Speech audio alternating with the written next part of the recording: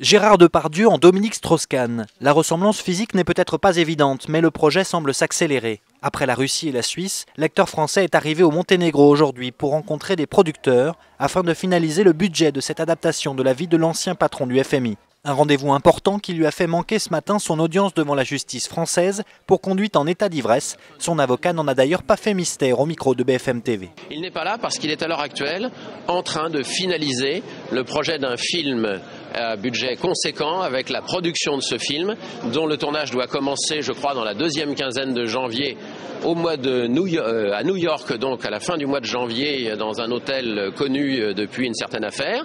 Et dans ce contexte-là, son absence aujourd'hui, à l'étranger bien entendu, aurait été de nature à faire capoter le projet. Un projet qui n'est pas nouveau. En mars 2012, l'acteur évoquait déjà à la télévision suisse son envie d'interpréter Dominique Strauss-Kahn.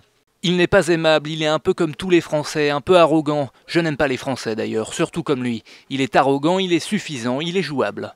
Depardieu en DSK, c'est Isabelle Adjani qui interpréterait Anne Sinclair, le tout filmé par le réalisateur américain Abel Ferrara, un projet qui jusqu'ici peinait à obtenir un financement.